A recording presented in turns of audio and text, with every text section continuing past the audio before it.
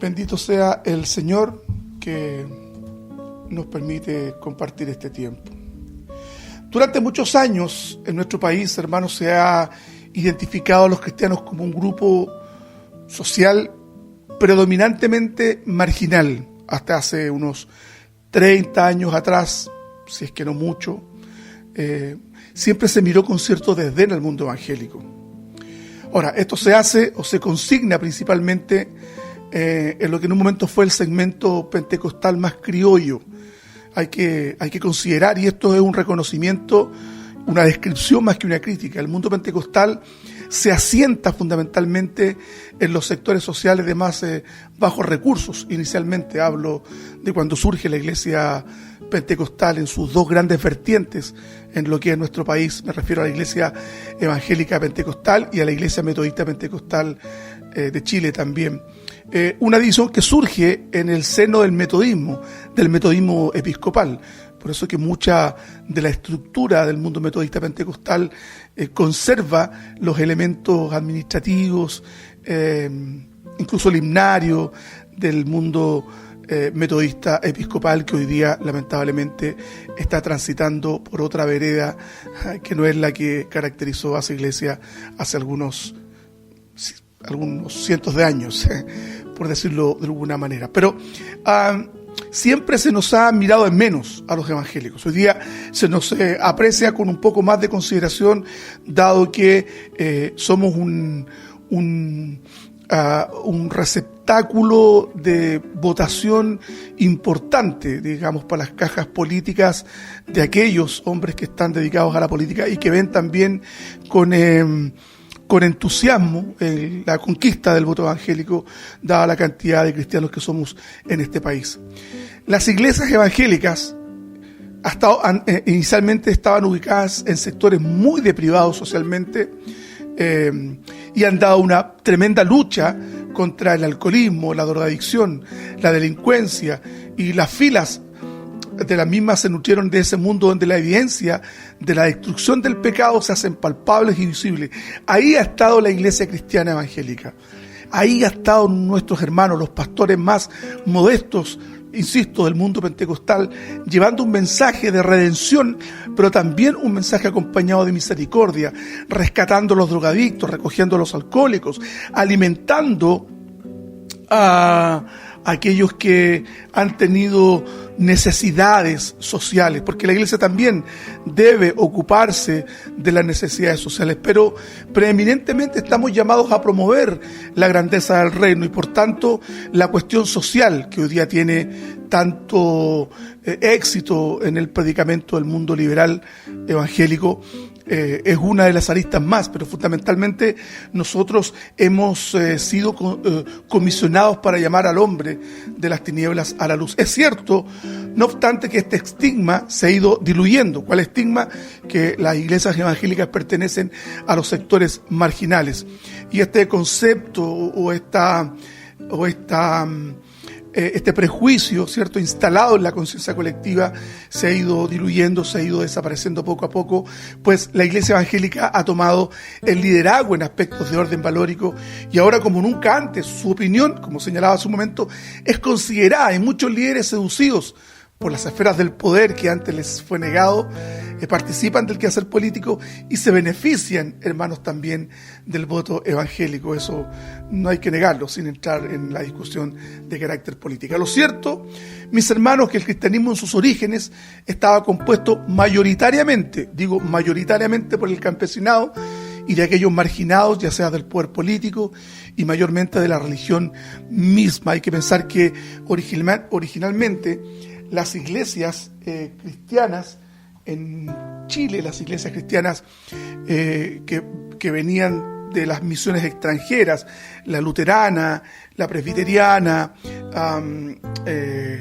las iglesias congregacionalistas, ¿cierto? Y fundamentalmente estaban orientadas a dar atención espiritual a las comunidades anglosajonas que se establecieron fundamentalmente en Valparaíso. Estoy haciendo un poquito de historia. y evidentemente que ahí se encontraba gente de muy buena situación económica. Pero el mundo pentecostal, que se origina del avivamiento de 1909, surgió básicamente de las capas más modestas de la sociedad. Hermanos, como punto número 1 respecto al texto que hemos leído, Pablo enfrenta la suficiencia de los corintios. Los corintios tenían un gravísimo problema. Si usted lee la epístola con mayor atención más adelante, se va a encontrar que había un quiebre importante de liderazgo en esa comunidad.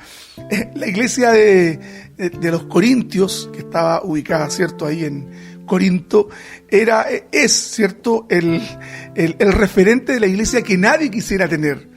Una iglesia muy conflictuada, una iglesia muy aproblemada, una iglesia que tenía serios problemas morales, una iglesia que tenía un quiebre dentro del liderazgo. Si usted lee con atención las 2 epístolas, se va a encontrar con la ingrata sorpresa que algunos seguían a Pedro, otros seguían a Apolos, otros seguían a Pablo, y había un sector más espiritual, pero igual de carnal, que seguía a Cristo, pero estaban sumidos también en la división, desentendiéndose el principio básico del cristianismo, que es el amor y la unidad. En esto os conocerán, dijo el Señor, que os améis los unos a los otros. Es el elemento distintivo.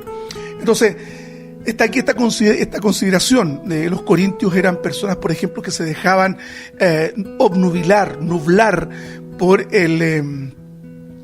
por el discurso. Les encantaba la gente que hablaba bien, ¿cierto? De hecho, vuelvo al texto, Pablo dice: consideren, hermanos, su llamamiento. No muchos de ustedes son sabios según los criterios humanos, ni son muchos los poderosos, ni muchos los nobles. Y esto es para nosotros. Nosotros no tenemos influencias políticas, no tenemos influencias sociales. Nosotros no aparecemos en la vida social del Mercurio, ¿verdad? No estamos en esas fiestas pomposas que se dan en el sector del Barrio Alto, incluso en tiempos de pandemia. Pablo les recuerda que la procedencia de muchos de ellos no es de cuna noble, ni mucho menos eran una casta de sabios o eruditos a los cuales se les puede admirar. Por el contrario, eran modestos, pobres. Tampoco procedían de los círculos de poder, ni eran poseedores de títulos nobiliarios que destacaran algunos en medio de otros. Ahora, es importante destacar que esta visión es de cómo el mundo les veía a ellos, pero usa la palabra según los criterios. Entonces la pregunta subsecuente es: ¿de qué podían presumir los corintios?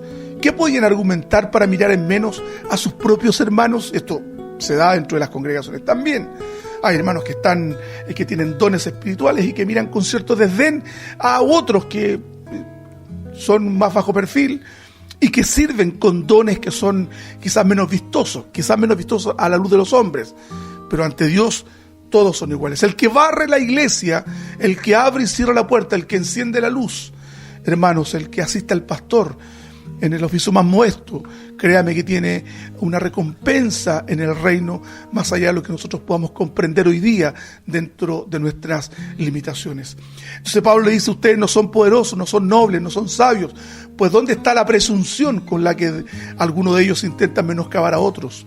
Hermanos, es importante señalar que es pecado menospreciar al resto en función de los dones. La posición, la educación o cualquier distinción con que el mundo nos ordene o la sociedad nos ordene no debe ser aplicado en la iglesia. No debe ser aplicado en la iglesia.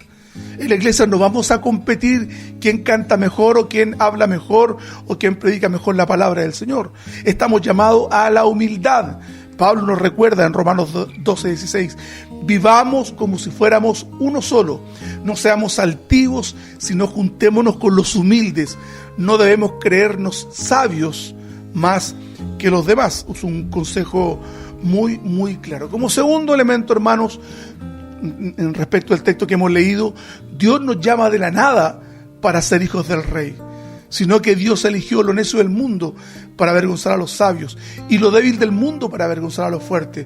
También Dios escogió lo vil del mundo y lo menospreciado y lo que no es para deshacer lo que es, a fin de que nadie pueda jactarse en su presencia. Quienes hemos sido llamados a militar en las filas del Evangelio, hermanos, la respuesta bíblica es clara, sin ambivalencia: los necios, los débiles, los viles, los menospreciados y todo aquello que contraviene la admiración del mundo. El mundo admira a aquellos que logran éxito y fortuna. El mundo admira a aquellos que aparecen en las portadas de las revistas. El mundo admira a aquellos que logran subsistir en medio de las adversidades y llegan a tener una posición destacable y determinante en el mundo político, social o cultural. El mundo admira la sabiduría, admira la belleza, lo noble, y tiene mucha consideración por la cuna de muchos, los apellidos y la fortuna. En este país hay familias fundadoras que todavía están enquistadas en el poder. Y esto no es que esté hablando de política, sino que es una realidad que usted puede probar estudiando los apellidos que se han venido repitiendo en un escaño del Congreso durante 120, 130, incluso 150 años.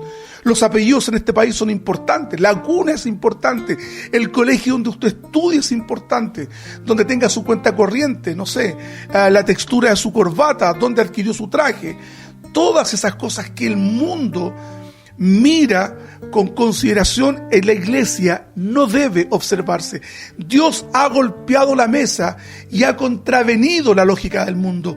Él escogió de lo último para elevarlo a la categoría de hijo y entregarles una salvación inmerecida. Cristo, hermanos, se relacionó con los pobres. De hecho, su ministerio comienza en una de las regiones más pobres que había en el Israel de su tiempo. La pregunta nuevamente es: ¿por quiénes murió Cristo? Hermanos, Cristo murió por los débiles, los viles, los menospreciados. Es hermoso comprobar que Dios nos ha llamado desde la pobreza de una vida sin mérito alguno para estar delante de Él. Pablo sanciona y termina este pasaje señalando: para que nadie se pueda jactar delante de Él. Nadie puede, hermanos amados, jactarse delante de Dios. Nadie puede presumir delante de Dios. Y en el orden de la salvación, ninguno puede presumir. Dios no te llamó porque tú tuvieses cualidades morales sobresalientes. Dios, hermano, no te llamó porque según tu consideración no eras tan malo como supones, no. Eras perverso y como yo, tú también merecías el infierno. Pero Pablo hace un llamado a los corintios a que reflexionen sobre la posición o la clase secular de aquellos a quienes Dios ha escogido para demostrar la naturaleza de la sabiduría de Dios. La élite o élite del siglo I era descrita como sabia, influyente en lo político y de buena cuna. Pero Dios no llamó a muchos de entre esos. Eligió a los locos en vez de a los sabios, a los débiles antes que los poderosos, aquellos a quienes la sociedad secular consideraba nadie. Los nadie. Muchos de nosotros somos considerados los nadie. No tenemos figuración alguna. Ninguna. Somos hijos de vecinos, ¿cierto? En barrios modestos quizás, y no tenemos, nuestra palabra no vale mucho en este mundo donde los poderosos opinan y cambian la agenda política, influyen sobre la agenda cultural. En contraste con aquellos a quienes se halagaba por considerarlos importantes, versos 27-28 de los que leímos. El propósito de Dios al hacer esto es evitar toda jactancia basada en la condición secular. Incluso de aquellos que han venido a Cristo, sin mérito alguno, hermanos amados. El Señor ha sido demasiado bueno con nosotros. Dios ha sido demasiado generoso con nosotros. Él nos ha dado demasiado, más de lo que nosotros merecemos, hermanos queridos. Verso 30 dice: pero gracias a Dios, ustedes son de Cristo Jesús, a quien ha constituido como nuestra sabiduría, nuestra justificación, nuestra santificación y nuestra redención, para que se cumpla lo que está escrito: el que se gloría, gloríese en Cristo. Somos de Cristo, somos parte de su reino, somos pertenencia suya. ¿Usted se considera pertenencia del Señor? Él es la fuente de toda nuestra sabiduría. Él le ha dado a nuestra vida una connotación nueva. Hermanos, Él nos ha traído la luz en medio de toda nuestra oscuridad. Cristo constituye para nosotros tres cosas que debemos entender para comprender la profundidad de la salvación de Cristo. Hemos sido santificados, hemos sido justificados y hemos sido redimidos. 3 cosas importantes que por temas de tiempo no vamos a profundizar. La promesa de Dios se cumple en Cristo. El plan de redención queda completamente consumado en Cristo. Su obra es completa, eficaz y definitiva. La salvación que Él nos ha dado, nadie nos la quitará.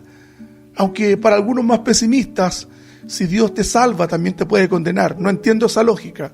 La verdad es que no la comparto. Y bíblicamente, o la evidencia bíblica, es más que suficiente para probar que el don que Dios nos ha dado es un don que nunca nos lo va a quitar, porque Dios no cambia de opinión.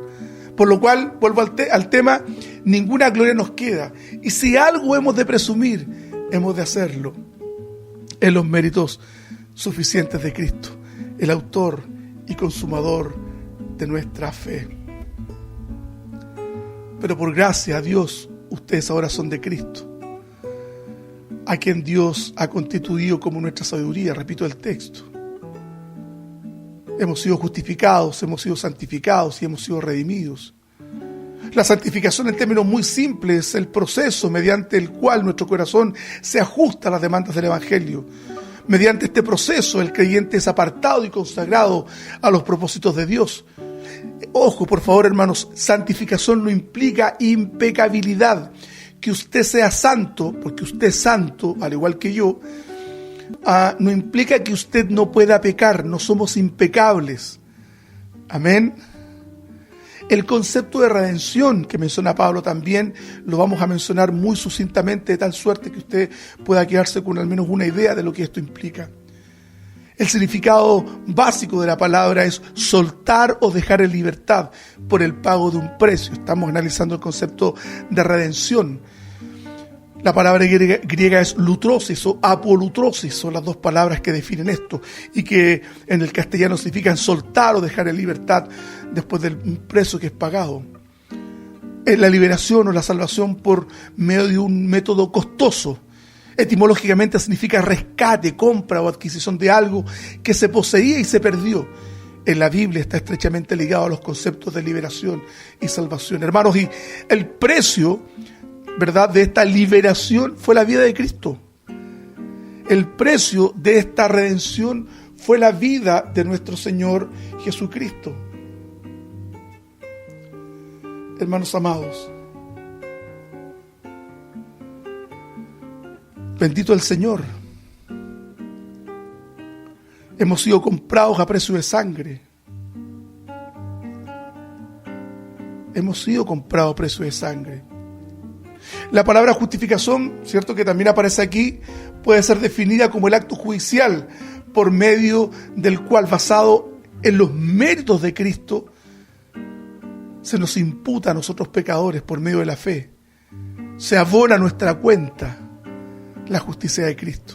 Y por tanto somos absueltos del pecado, liberados de la pena y somos restaurados. ¿Sabe que hoy día somos justos? Por favor, hemos sido justificados, hemos sido declarados justos, no hechos justos, que eso es distinto, por favor, para que lo entendamos. Pablo, hermanos, menciona aparejados estos 3 conceptos en otra de sus epístolas. Por ejemplo, en 1 Corintios 6:11, Pablo dice: y esto eran algunos de ustedes, pero ya han sido lavados, ya han sido santificados, ya han sido justificados en el nombre de nuestro Señor Jesucristo y por medio de nuestro Dios. Entonces, hermanos, por favor, no se olvide, para la paz de su corazón, usted ha sido santificado, usted ha sido redimido, usted ha sido justificado. Pablo lo refrenda, estoy leyéndolo precisamente en este momento. Esto era algunos de ustedes, pero ya han sido lavados, hemos sido santificados y hemos sido justificados. Nadie nos puede quitar esta hermosa obra que Dios ha hecho en nuestros corazones. Romanos 3, 24 al 26, vuelve a refrendar este principio el apóstol Pablo. Dice así: siendo justificados gratuitamente por su gracia mediante la redención que es en Cristo Jesús, a quien Dios puso como propiciación por medio de la fe en su sangre. Propiciación es otro término teológico importante. ¿Qué es lo que es ser propicio? Es agradar mediante un sacrificio a alguien. para manifestar su justicia a causa de haber pasado por alto en su paciencia los pecados pasados, con la mira de manifestar en este tiempo su justicia, a fin de que Él sea el justo y el que justifica al que es de la fe en Jesús. Tanto la santidad como asimismo la justificación y la redención son consecuencias de la obra realizada por Cristo en la cruz y no son concedidas por la gracia, por lo cual no tenemos que hacer nada para merecerlo. Y vuelvo a insistir en esto, no tenemos que hacer nada para merecerlo. La doctrina de la justificación es la piedra angular donde se sostiene la teología del apóstol Pablo.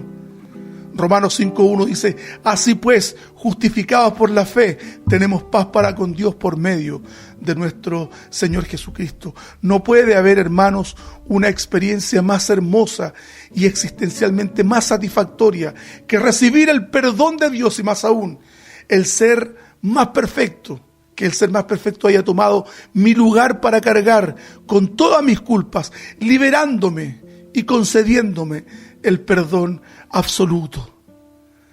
Bendito sea el Señor. ¿Cuáles son las aplicaciones prácticas del pasaje leído? Dios no tiene preferencia por las personas connotadas del mundo, sino más bien ha convocado a los menospreciados para conformar a su iglesia. Quiero ir terminando esta pequeña reflexión con un texto que dice Lucas 15 al 21. Uno de los que estaban sentados con él a la mesa oyó esto y le dijo: dichoso el que participe del banquete en el reino. Entonces Jesús le dijo: un hombre ofreció un gran banquete e invitó a muchos. A la hora del banquete envió a su siervo para decir a los invitados: vengan, que la mesa ya está servida. Pero todos ellos comenzaron a disculparse. El primero dijo: acabo de comprar un terreno, tengo que ir a verlo, por favor discúlpame. Otro dijo: acabo de comprar 5 yuntas de bueyes y voy a probarlas, por favor discúlpame. Y otro dijo: acabo de casarme, así que no puedo asistir. Cuando el siervo regresó, le comunicó todo esto a su señor. Entonces el dueño de la casa se enojó y dijo a su siervo: ve enseguida por las plazas, por las calles de la ciudad, y trae a los pobres, a los mancos, a los ciegos y a los cojos. Son ellos los que merecen, o que Dios ha hecho merecedor del reino. Bendito sea el Señor. Usted y yo delante del mundo no somos nada, pero ante Dios tenemos un valor inconmensurable, inmedible, solo porque Él nos ha amado con un amor especial y preferente.